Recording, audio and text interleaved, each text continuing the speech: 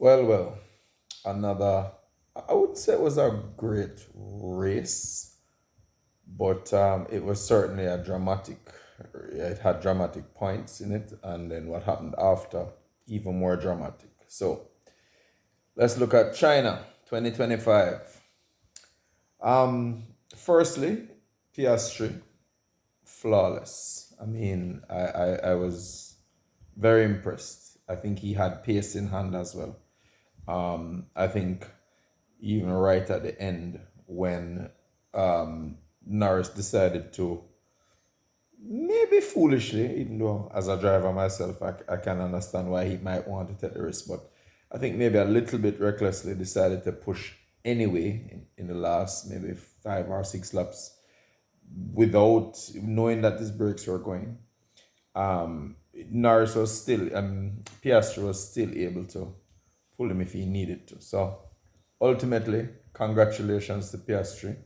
Excellent victory and just, good drive in qualifying as well. Can't argue with him. Got the start right, made no mistakes. Basically, just did not put a foot wrong. Well deserved victory. Norris was a bit unlucky, I think, with the brakes because had he not had a braking problem at the end, he certainly could have pushed Piastri. As I said, I think Piastri had some time in hand, so probably would have responded, but it certainly would have at least put some pressure on him, and we would have seen what would have happened. But you know, we'll never know. We'll have to wait for another race to see what will happen with that one. But nevertheless, McLaren with another one too. Certainly cementing, their start this year is. I mean, you can't argue it. At this point, you'd be foolish to argue against them being the constructors champion. The drivers championship is a little more debatable because if both of them keep taking points off of each other, and somebody else like a Russell or Verstappen is consistent, then we can see a surprise drivers championship winner.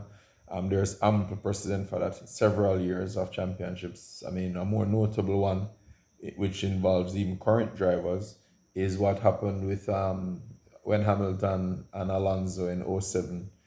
Basically, dominant car had a car that won the constructors championship by a mile with McLaren. I mean, it was absolutely dominant. But because they both won a lot of races, now, they took away points from each other. Each time one won, it meant the other didn't. And in the interim, Kimi Raikkonen just kept on scoring consistently, and he ended up being a champion in '07. So that can certainly happen again. We'll see. We'll see if McLaren, if Zach Brown and Stella step in with any serious team orders. That remains to be seen. So we won't prejudge that one.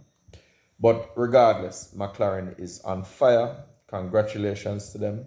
They're getting everything right. I think that thing with the brakes was probably just a glitch. Mind you, Alonso did have a brake problem as well, which actually caused him to DNF. So we don't know. Maybe the track is just hard on brakes, but still, that was an unusual problem for McLaren to have with Norris. Russell, boy, Russell again stepping up big time as team leader. Antonelli came in with all his reputation and speed and everything else, and he's definitely there. It's not that it's not deserved, but Russell is no pushover. Russell is fast, and he's showing that he is the team leader, that he is the number one driver for Mercedes, and absolutely did a fantastic job again. Really didn't make mistakes either. Drove very well, solid third place. Verstappen, well, my view on that. Basically, he's a robot. I mean, if you give him a wheelbarrow or a bicycle, he's gonna get points out of it. He may not win because clearly winning against McLaren's now is gonna be very difficult, barring some kind of special circumstance with a rain or some kind of mechanical issue like what happened with Norris or whatever. But barring that, I think the Red Bull is I don't want to say it's a terrible car, but it's certainly not all that. And I think the result that Verstappen is getting out of it isn't really isn't really a true indication of where the car is. I think Verstappen is just performing at an extraordinarily high level and extracting more from it than what one would reasonably expect from that car. But saying that, he's still very consistent, and at the end of the day, he's like one of those same kind of people like a Kimi, where he may not win all the time, but he's just gonna chip away, always up there in the points and always gathering points. Right now, he's with no wins, he's still second in the championship. Very early days, of course, but consistency is always fantastic from him. Whether it's from his lap times or his finishes, it's just always how he is. Ferrari. I probably should save them for last, but I'll touch on it briefly in terms of the race, and then we can talk about what happened after the race, in a different aspect of the video. So in terms of the race, their pace was not great. Yes, Leclerc had, clearly had more pace than Hamilton, but the two of them still didn't have much pace. I mean, Verstappen, they weren't really making much of an impression on Verstappen, neither the two of them. And so I would argue that I'm not sure. Obviously we can speculate, but based on the fact that Hamilton's plank was deemed illegal at the end, and how far his pace had dropped off in the race compared to how he went in sprint, it does make you wonder just how much that ride height issue is a problem for them. Because if they had set it really low for the sprint, then that would explain why Hamilton performed the way he did in the sprint, which was fantastic. However, if when they checked the board after the sprint and realized that the wear rate was high and had to raise it back up a bit, then that would also go a far way to explain why his performance dropped off so badly in the race. And then, and even then, it still ended up being illegal. For those who don't understand that rule, the plank starts at 10 millimeters thick, and you're allowed to only wear away 1 millimeter of it. So even though you start the race at 10 millimeters thickness plank, you're allowed to go down to 9 millimeters. Anything less than that, you're illegal. This is a standard thing. It's been for many years like that, from back in the 90s, Schumacher and all of that. Schumacher was actually disqualified once from a race, I remember distinctly. He didn't even wear it down in a traditional sense, like the car was set too low.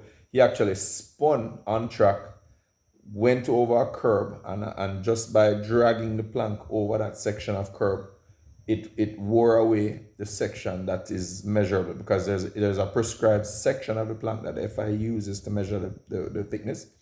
He rubbed off that section and he was disqualified after the race.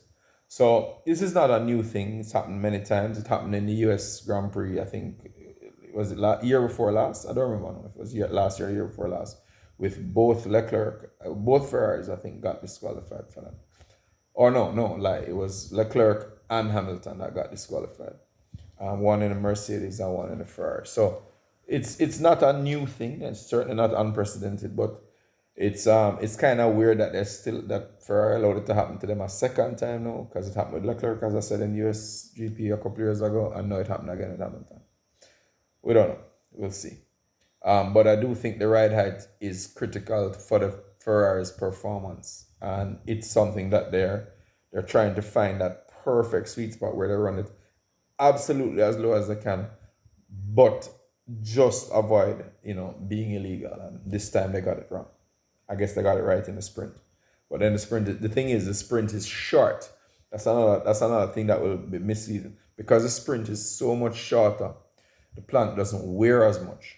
But if you try that in the race, you have 60 laps to wear it down, and well, we see the result. What would I say?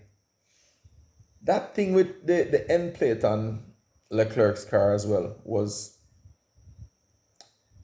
kind of weird, because you would think that that would cost him massively, and yet in fact, the engineer came and said he lost 20 to 30 points of downforce. When I say points, they're talking about, it's kind of hard to explain without getting too technical, but that's a significant amount of downforce. When you calculate the points based on the entire floor surface area in terms of square inch of the floor, and then they calculate it out, he lost a fair amount of downforce, and he's losing it over the front wheels. And this track is very front limited, meaning the front left is very high wear rate. So it's like the worst possible thing you can do to lose downforce on the front. And that's where he lost it. And surprisingly, it seemed to either have no effect on it, or maybe you could even say it helped him, because it seemed he just got faster and faster. Eventually caught Hamilton, passed him. I mean, yes, it was a swap, but he would have probably passed him anyway, or been in a position to pass him at any rate. Inevitably, because he was clearly doing better lap times than him. And when he did eventually get, when Hamilton gave up the position and Leclerc got in front of him, he was able to pull away from him, and was able to go up and challenge, I think, who was Antonelli or whoever was in front of them at the time. So that broken wing seemed to help. Now, there's probably some aerodynamic phenomena that was occurring there. I'm not sure if by the fact that the wing was hanging down, it was doing something to help with the under tray in terms of the airflow, or I don't really know. It's hard to say. But one of the things that I thought at the time, though, and I haven't really heard much said about, is it also looked a little dangerous. That wing was dragging occasionally, and I actually thought it was going to break away at the root because of how much angle it was, and it was flapping, and I would have thought that stress fracture would have developed and it would have broken up. It didn't, but I think they kind of dodged a bullet there with that one, and because if that wing had broken off and gotten dislodged, gotten lodged under the front wheel of the car in a high-speed section, he would have just lost control and went straight off. So I kind of questioned that decision about letting him run. When he came into the pits and he thought he was going to change the wing and he didn't. I think maybe the FIA, the scrutineer, should have probably stepped in at that point, but they didn't. And then at the end of the day, it's a moot point because he got disqualified anyway. But still, I thought that was a risk. It was a kind of a weird thing with Tsunoda as well, because his wing broke without being hit. It was in turbulent air behind a car, but it's supposed to be able to withstand that. So that was a kind of a weird failure as well on his own. But it is what it is. Very unlucky for him. Again, like the last video, I'm not gonna be too formal in how I structure it. I'm gonna kind of just ramble a little. I think that if I just speak generally now, the Haas, I think, were the big winners in this. I mean, 2 cars in the points, and now with the disqualifications, move them up even more. That's a fantastic result from Haas. Stroll, I mean, everybody knows I'm not a fan of Stroll, but can't argue with him. He's been running well since the start of the year, qualifying and race pace, basically ahead of Alonso. And this time around, he drove really, really well. I mean, I thought he did a fantastic job in the first stint to extend the stint as long as he did with the tires. And, it paid off. He's in the points. So very, very good job for him. I think they rolled the dice hoping that some of the other teams would have done a second stop. But I think once they realized that everybody was kind of going to go to the one stop other than the first few people who had done 2, pretty much, the strategy wasn't going to work. But it was worth a try. I thought it was a good call from Aston Martin at the time. And at the end of the day, with the disqualification, it still put him up in the points. So more power to them. Ocon also drove very, very well. I mean, wow, that was a great drive from Ocon. Again, a guy I don't like. I think his personality sucks, and I think as a driver, he's a kind of nasty driver, but can't argue with the results, and he drove spectacularly well from start to finish. Great drive. The rookies did very well. Very, very, very well. I mean, this time around, it was a big improvement. Hadjar drove well. Beerman was outstanding. Antonelli True to form is up there with the Mercedes. Mind you, I think the Mercedes is a really good car, and this year around. So I think I'd be disappointed if Antonelli wasn't doing well. But still, he is a rookie, and some of these tracks are new to him, and he's doing really well. So give credit where credit is due. Um, Lawson and Duan. Duan, I'll cut a little slack because he really hasn't had a lot of seat time in the car, and he did okay in the sprint, but boy, he's gonna need to get his act together. I think he's gonna have to get his act together pretty quickly because I think he has Colapinto, looking over his shoulder, and Colapinto's reputation is pretty strong in the paddock. So I think Duan might be on a chopping block. He needs to be careful if he doesn't get his act together, and I think that would be unfortunate because I think he's a good driver, and I think he has a good mental attitude to the sport. And I think if given enough time, he probably will become a really good driver. But F1 is a business, as we often have to remind ourselves. It's not just our amateur fun that we like on our personal level of racing. F1 is a business at the end of the day, and if you don't perform, you're out. So I think Duan might have to watch himself. We'll see. Lawson. Would anybody be surprised if they say Yuki in a car in Japan? I wouldn't. I had gone and said it might be Miami. I think I'd said the last time. That might be an overstatement. I think it might happen in Japan. That's obviously some speculation and rumor, but surely Red Bull must be reconsidering at this point. And frankly, I don't have much sympathy for them because I thought it was a bad decision in the first place. Not that I thought Lawson was a bad driver by any means. And I still don't think he's necessarily a bad driver. I just don't think he's dealing with the pressure well. However, I do think Yuki would have been a better choice. I think Yuki ultimately will be a faster driver than Lawson in that Red Bull. We'll see where that goes. A lot of variables. Yuki has already made his position clear. Yes, he wants to drive. he's unequivocal in that. So we'll see what happens there. I mean, in the F1, rumor mill is always going at 100 miles an hour. So it may not happen in Japan, but if I can tell you that if it does, I wouldn't be surprised. Number one, and number two, if Lawson has another bad drive in Japan, I think it's almost a certainty that as I said, by Miami he's gone. So we'll see. What would I say? Overall, with the rookies, I'm impressed with the general set. I think that as time passes, they'll improve. I think the disqualifications from Ferrari are very disappointing.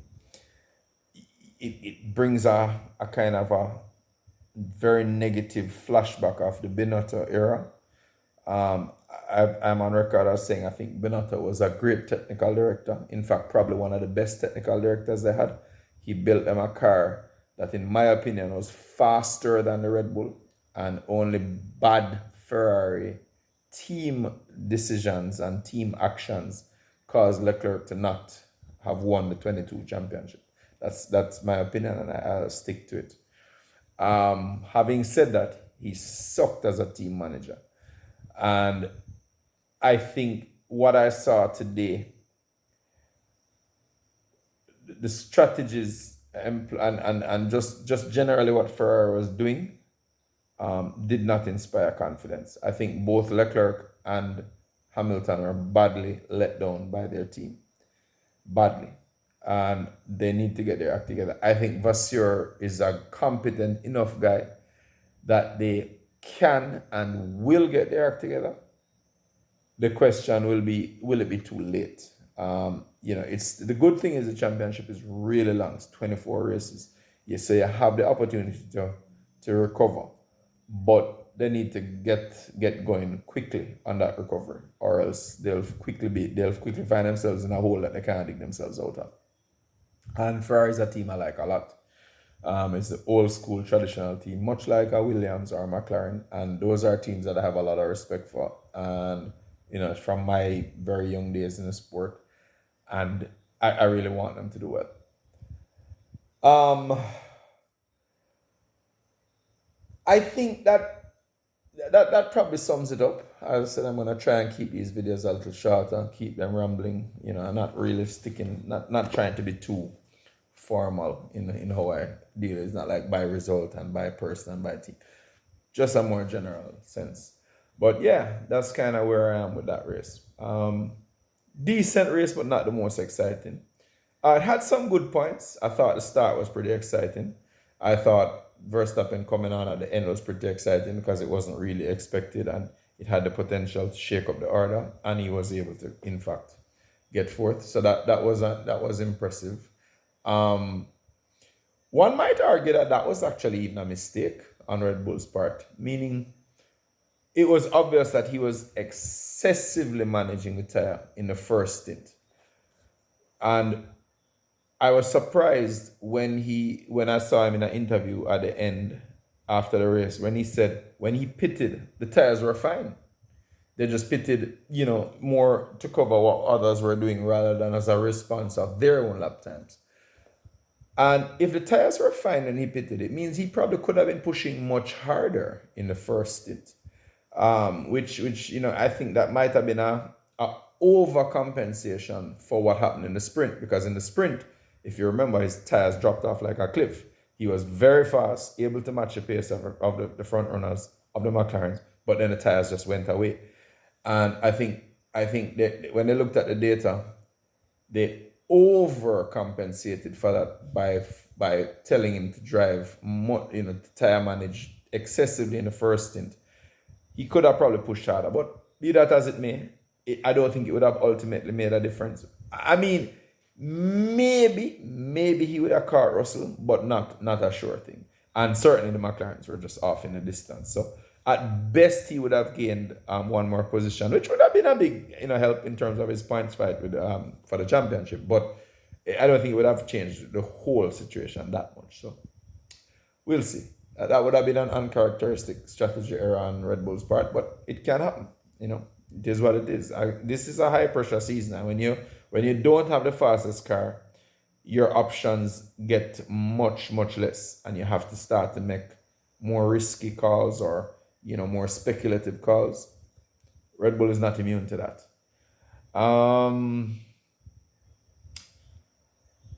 In closing, I'd say the season is shaping up nicely. I think because of that same convergence thing we've spoken about with car design, we see the midfield really getting strong. Williams looks strong. RB Visa Cash App looks strong. Alpine have its moments where it looks good. Has looked really good. Beerman, boy, I have to still mention, Beerman drove a brilliant race. I remember that first race we saw him in with the Ferrari when he stood in for Sainz when he had his appendicitis issue. And I tell you, we saw flashes of that Beerman in this race. Aggressive, controlled, ran very well. I was impressed. Hopefully it's not a one-off. Hopefully he can continue that kind of form and actually grow into the team. We'll see. Bring on Japan, another really good track, one of my favorite tracks on the calendar. Japan is a fantastic track and we should see some good racing. Let's see how it goes.